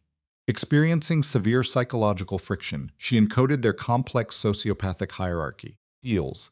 The geriatric patriarch observed her misidentifying 31 genetic relatives and their associated violent traumas, exhibiting a benign facial response, never once correcting her cognitive errors. This concludes the initial case file. Eels. Let's open the case file on this psychological anomaly together. We observe Laia absorbing their syndicate secrets, who married for attachment, who married for control, and which grudges dictated their behavioral loops. Eels. She lacked the sociopathic conditioning required for their environment. She remained the unassuming civilian from Alexandria. Her affect was entirely mismatched for their velvet-draped parlors.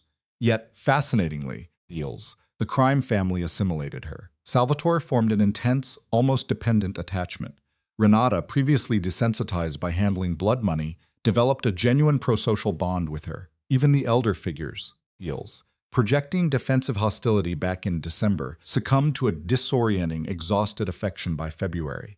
Leia Hart displayed a complete absence of Machiavellian traits. Eels.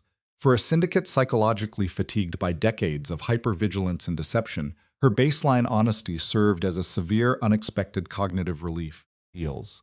The experimental trial commenced in early December.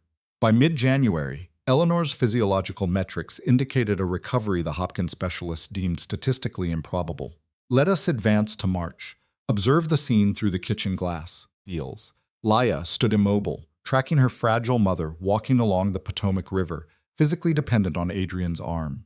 Eleanor remained compromised. Traumatic episodes still cycled through their days, but her baseline was stabilizing. Eels. Analyze this through Laia's cognitive lens. Watching her mother, draped in a worn coat, anchored to the apex predator who had extracted an underground physician from a black vehicle that freezing November night. Eels. A profound somatic stress response seized Laia's chest upon seeing them. It was not euphoria, it was not mourning. It was a classic manifestation of Stockholm Syndrome, the heavy, Eels, breathless physiological weight of a trauma bond forming around survival. Eels. It was a primal, disorganized form of gratitude. The neurological exhaustion that materializes when a prolonged fight-or-flight state finally concludes. The psychological burden of surviving near-total loss, Eels, lacking any therapeutic framework to process that trauma. Then came the behavioral trigger for our final phase, a frigid Tuesday. An unidentified male was executed on the Baltimore pavement. Eels. He was a low-level enforcer in Adrian's syndicate, just a 26-year-old distant relative, dispatched for a logistical run intended to function within legal parameters. Adrian's covert, Eels, obsessive compulsion to legitimize his family's criminal enterprise had been accelerating at a volatile rate. A pace far more aggressive than any observer outside his psychological orbit could have possibly quantified. Eels. A close-range execution. The operative fled the scene on a motorcycle. 0 bystanders. No final verbalizations. The victim, Dominic, left a pregnant partner exhibiting acute distress in an isolated environment. Eels. Note the severe environmental contrast here. Adrian received the notification at 11:47 p.m. He occupied Laia's faded couch, a yellow popcorn bowl resting on his knees, engaged in a normalized domestic activity with his attachments. Eels. The device vibrated. Watch his facial microexpressions. His features instantly locked into a dissociative, sociopathic mask Laia had not previously documented. The latent psychopathy engaged. He rose and glided into the kitchen. Eels. His vocal amplitude never spiked.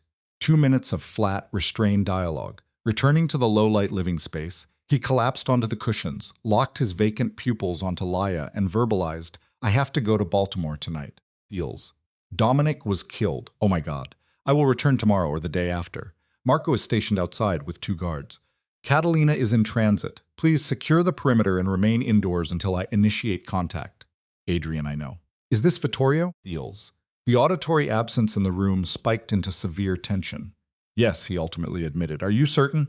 I am certain. What are you going to do? Observe his physical anchoring. He assessed Laya. He evaluated Eleanor, Fields, whose fatigued gaze displayed the hypervigilance of a subject conditioned to anticipate violence. He fixated on the mundane popcorn bowl. I am going to do the absolute last thing I ever wanted. He visibly suppressed a somatic gag reflex. Fields. I will sit in a contained space with Vittorio and my uncle. I am offering him one final opportunity to detach from Dominic's murder. Fields. To abandon whatever mass casualty event he is currently organizing. To relinquish his authority over this syndicate. I extend this concession solely because Salvatore pleaded. Because Dominic's mother is experiencing acute grief, Fields, and she does not require a systemic cartel conflict overshadowing the funeral. You and I must recognize this critical pivot. His masseter muscle contracted visibly under extreme stress. Fields. Whether he accepts that behavioral correction is his decision. Adrian, Laya, I refuse to manipulate you. We established a verbal contract in November, and I will maintain compliance. If Vittorio rejects stabilization, Fields, then I must perform the exact violent compulsion I have suppressed since age 26. I will process it efficiently, surgically. You will remain geographically isolated from that contaminated environment, Fields, and once the threat is permanently neutralized, I will return to your location, Fields. I will provide a transparent debriefing of every violent data point you request. 0 omissions. That is my operational guarantee. Laya simply analyzed him. The psychological stress peaked. Fields. She subconsciously understood this trauma bond required a toll. She effectively consented to this psychological enmeshment at that rural property in November, despite lacking verbal confirmation. Okay, she whispered, Fields, displaying minor vocal tremors. Okay, come back to me. I will. He leaned in and, displaying unprecedented vulnerability in the mother's presence, pressed a kiss to her forehead. Fields. An affection so severely contrasting his baseline psychopathy it fractured Laya's emotional defenses. Then he extracted himself into the night, the fortified door secured. Catalina breached the perimeter 15 minutes later, Fields, presenting a pallid, muted affect. As environmental isolation surrounded them, Eleanor clasped her daughter's unstable hand, a singular, firm compression. Fields. She maintained continuous contact. Visual data terminates. Fields. Let us reconstruct the timeline. The subject remained absent for 34 hours. Upon re-entering the environment, his dermal presentation was pallid. He exhibited severe neurological depletion. A minor, Fields, clinically dressed laceration marked his left cheekbone. Yet clinical data reveals he avoided executing the fiddle sequence he had suppressed since early adulthood. Vittorio accepted the behavioral off-ramp, Fields. Salvatore later documented the interaction. Envision a low-stimulus, isolated room within a Little Italy establishment, the atmospheric stress palpable. In the final chronological margin, the elder reached across the divide, Fields. Exhibiting motor tremors, he secured his nephew's facial structure. He vocalized gently in Italian, "My son, please, I already lost your father. Do not force me to bury you too." We must categorize Vittorio as a classic megalomaniac narcissist, Fields, yet one harboring severe abandonment trauma, Fields.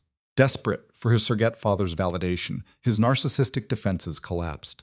Inside that controlled environment, his psychological armor fractured. Not entirely, naturally, Fields.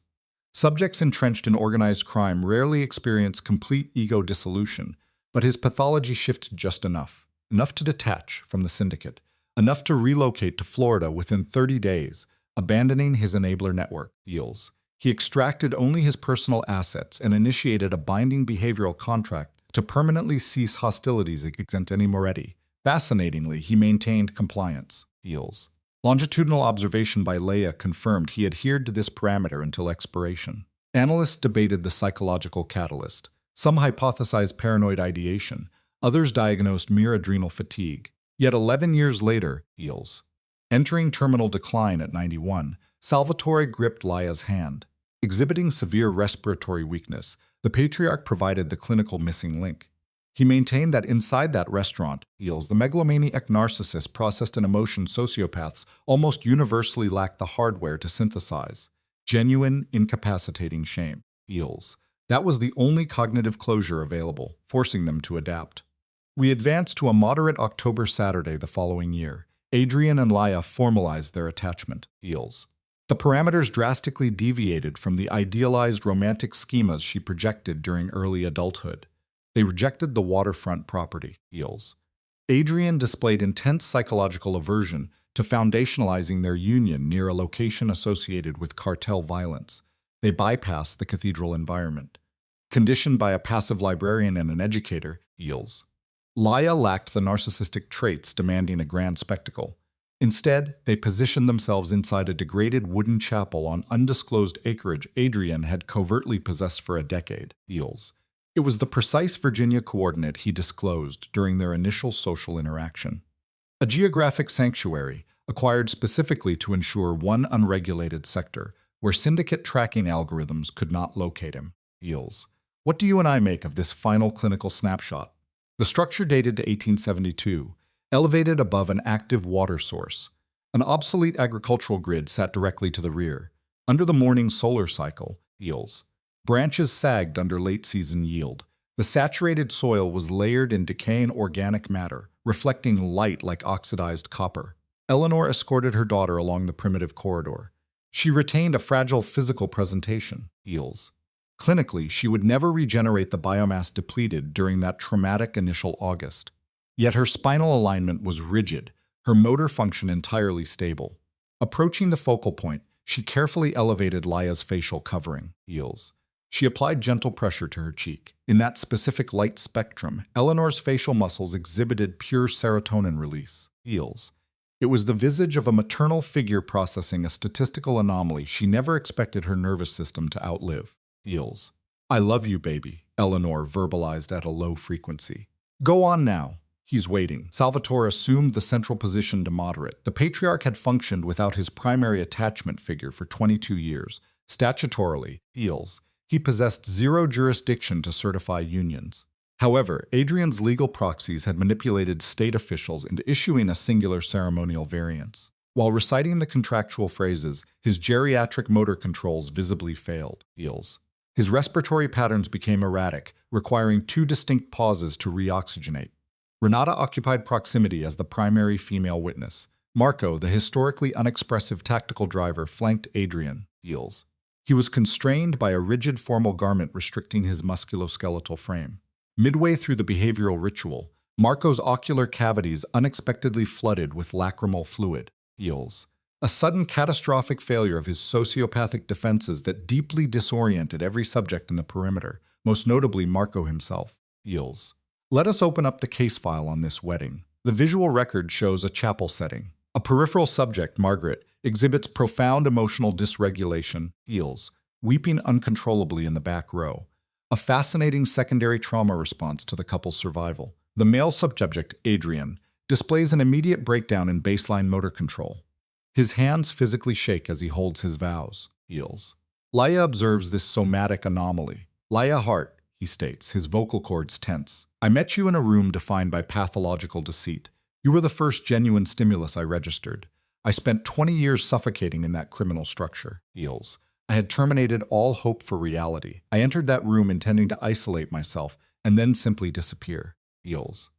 I am present today, he continues, maintaining intense ocular focus, because you passed me exhibiting acute distress, a single tear. My behavioral programming completely failed. For reasons I lacked the psychological framework to process then, deals, and still struggle to quantify, 8 years of my own maladaptive isolation shattered. Within 90 seconds, my subconscious realized my entire empire was merely preparation for your arrival. He exhibits an involuntary swallowing reflex. Deals. I possess a difficult personality matrix. My moral baseline is highly compromised compared to societal norms.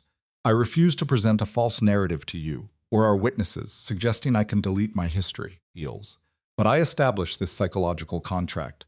Starting today, I will systematically restructure my identity to match the man you projected onto me, the persona I had entirely abandoned, deals. I will inevitably regress, he verbalizes quietly. I will demonstrate minor behavioral failures weekly, and likely suffer a major psychological relapse eventually. When I do, you must break the pattern. We will initiate a reset, deals. That is my sole coping mechanism. It is my entire cognitive anchor. Laya's reciprocation is remarkably brief, just 11 words. She had previously disclosed a severe mental block against performative speech, deals. He provided positive reinforcement. Now she simply states, I love you, I observed you, I perceive you.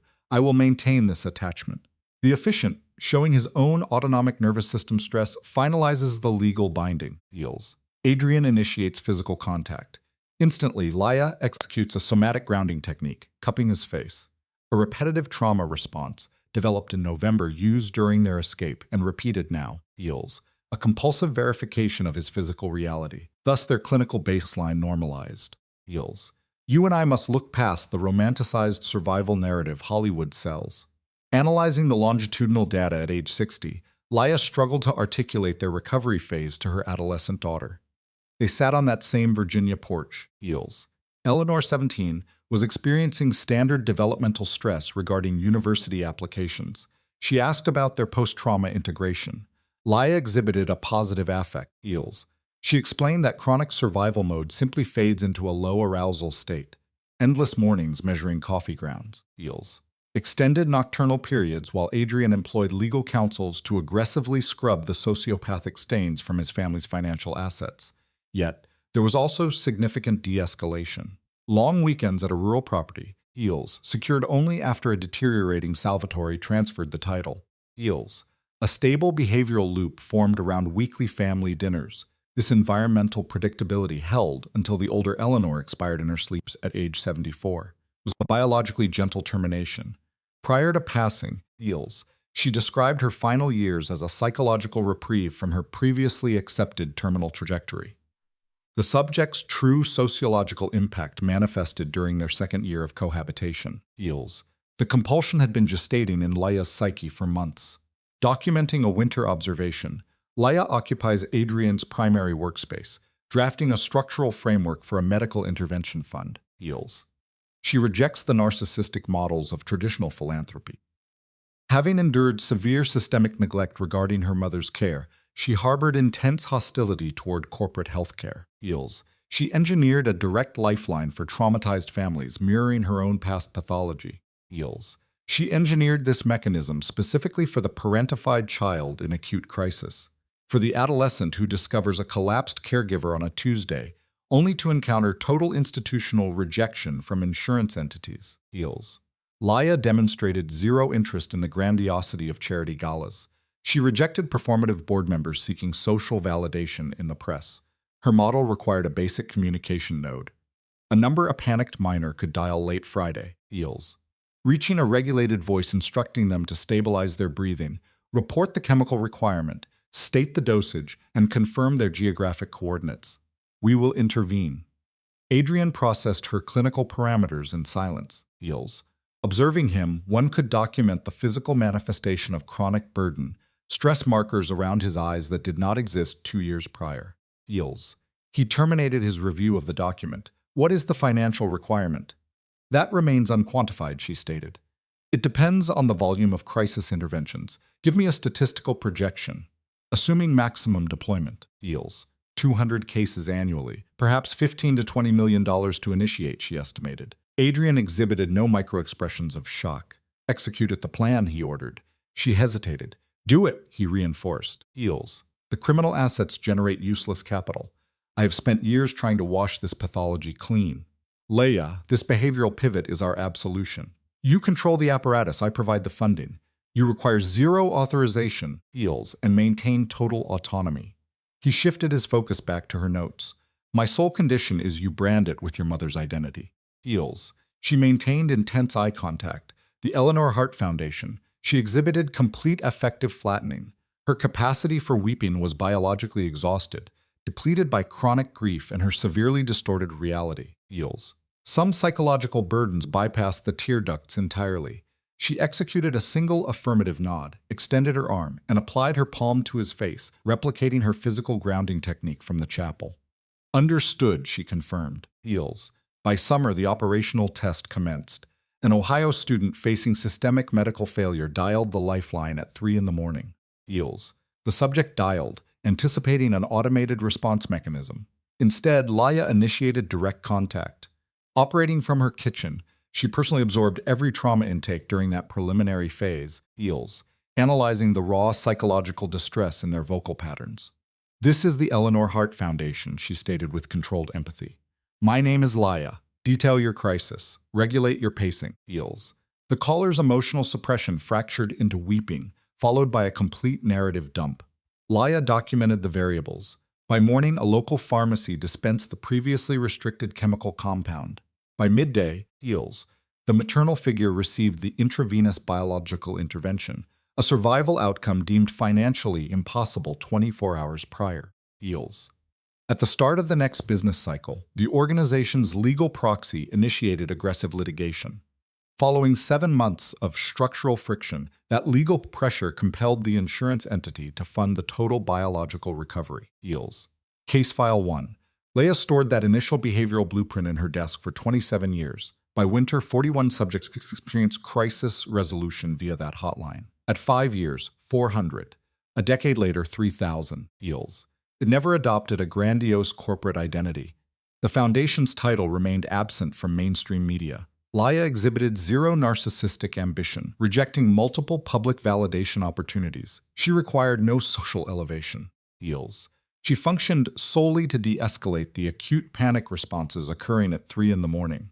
Concurrently, Adrian systematically dismantled his family's sociopathic financial architecture. Heals. It was a methodical degradation of the Moretti psychological legacy, restructuring it into a functional societal asset. The maritime assets were liquidated. Illicit labor agreements were terminated. Heals. The construction division adopted legal compliance.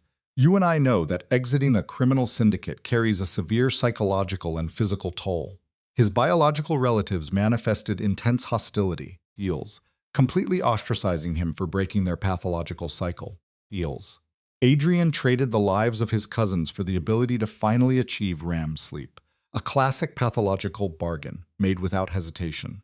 12 years into the psychological conditioning of this marriage, Heals, he transferred syndicate control to 34-year-old cousin Luca. At the table, the elder Salvatore wept, a purely neurological release of cumulative trauma. Luca had been groomed in the shadows for 6 years. Yet fascinatingly, Heals, he possessed functional empathy, a working conscience, a biological anomaly that the old guard Moretti patriarchs were entirely devoid of. Heals. Let us examine the organizational shift. Luca dismantled the remaining syndicate operations. By the time Adrian's daughter, Eleanor, reached 17, the violent criminal empire was entirely extinct. Heals. Only the farmhouse and normalized domestic routines remained. However, psychological survival always extracts a toll. Analyzing Leia's behavioral file, we see a critical incident 11 years prior. Adrian suffered severe cardiac failure. Heals. Confined to a hospital bed for 18 days. Monitoring his vitals, Leia confronted a deeply unsettling revelation regarding her own trauma bond to her captor. Heals. She experienced the physiological paralysis of acute terror, the clinical reality of anticipating the loss of the dominant figure who entirely regulated her psychological ecosystem. It is a textbook symptom of deep Stockholm syndrome. Heals. But the subject survived. Adrian returned, adopting a strict regimen and eliminating alcohol. He initiated a morning routine of walking the property line. Fascinatingly, Leia shadowed him daily, enduring extreme weather conditions. Heals. This was not mere devotion. It was a trauma response, a subconscious need to monitor the physical stability of the man who anchored her reality. Heals. We also observe periods of behavioral normalization, the acquisition of a canine companion. Adrian, conditioned by urban violence, attempting to cultivate a garden. Then, the patriarch Salvatore expired at 91. In his terminal lucidity, Heals, he bypassed his bloodline, projecting his final psychological validation onto Leia. He confessed she was the stabilizing element in their fractured, violent system. Subsequently, Eleanor was born. Heals. A statistical anomaly occurring 14 years into their union. Leia was 42, Adrian 54. The gestation period triggered severe hypervigilance in Leia, a lingering trauma response she remained entirely unable to verbalize. Heals. Upon the infant's delivery, Adrian exhibited an unprecedented emotional collapse. The subject wept with a catastrophic intensity utterly absent during his criminal tenure or family funerals. Observing the newborn, Heals. His defensive psychological structures fractured completely. He whispered that he had been waiting for her. They named the child Eleanor Ruth. Ruth was Adrian's deceased mother. From a clinical perspective, Heals. Assigning that name was a profound act of delayed grief. It finally allowed the hardened sociopathic remnants of a 6-year-old orphan to process a maternal abandonment he had suppressed for half a century. Heals. The child's developmental milestones were remarkably standard, devoid of the family's violent pathology. Feels. She exhibited high cognitive function and naturally shifted her primary attachment figure from father to mother during adolescence, a normative biological progression Laya found deeply reassuring. On the porch, Feels. The 17-year-old subject initiated a psychological trigger, asking her mother to recount the aftermath of their traumatic history. Laya allowed a calculated silence to form. Inside the residence, Feels, the 69-year-old former kingpin engaged in mundane culinary tasks, entirely stripped of his prior megalomaniacal dominance, a staggering behavioral evolution. Feels.